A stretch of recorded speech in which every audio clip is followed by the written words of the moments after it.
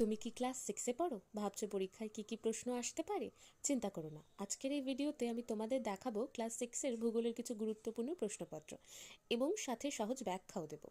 ভিডিওটি ভালো লাগলে লাইক, শেয়ার অ্যান্ড সাবস্ক্রাইব করতে ভুলবে না। চলো শুরু করা যাক। এক দাগের প্রথম প্রশ্ন রয়েছে, ভারতের মহাকাশ গবেষণা সংস্থাটির নাম হলো ইসরো। 2 নম্বর প্রশ্ন, সূর্য থেকে পৃথিবীতে আলো আসতে কত সময় লাগে? উত্তর হবে 8 মিনিট 20 সেকেন্ড।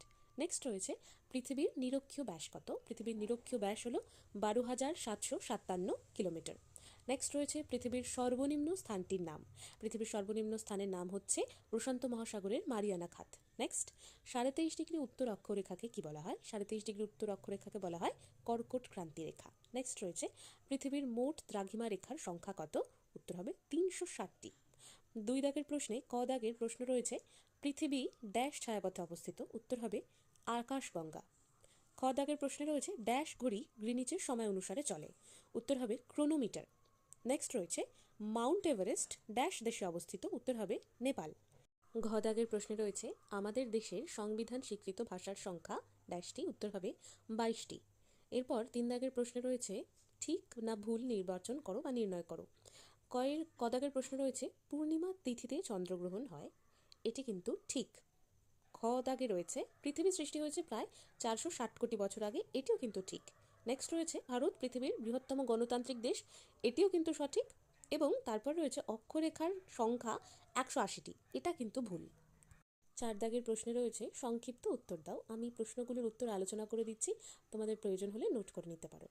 ক নম্বর প্রশ্নে রয়েছে, আকাশে তারাগুলি মিটমিট করে কেন? নক্ষত্ররা পৃথিবী থেকে অনেক দূরে অবস্থিত, তাই তাদের আলোকবিন্দু বলে মনে হয়।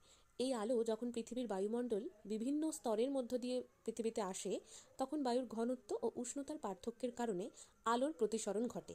ফলে আমাদের চোখে আসা আলোর পথ বারবার বদলে যায় এবং মনে হয় যেন তারাগুলি মিটমিট করছে। নেক্সট রয়েছে, গঙ্গাকে আদর্শ নদী বলা হয় কেন?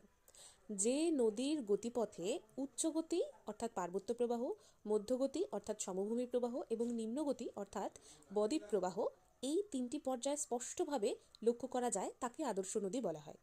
গঙ্গা নদীর ক্ষেত্রেও এই 3টি গতি স্পষ্টভাবে দেখা যায়, তাই একে আদর্শ নদী বলা হয়। নেক্সট রয়েছে, ভারতকে নদীমাতৃক দেশ বলা হয় কেন?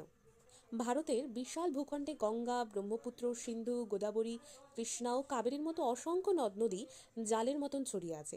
এই নদীগুলি ভারতের কৃষি, সভ্যতা, সংস্কৃতি ও অর্থনীতিকে মায়ের মতো লালন পালন করে, তাই ভারতকে নদীমাতৃক দেশ বলা হয়।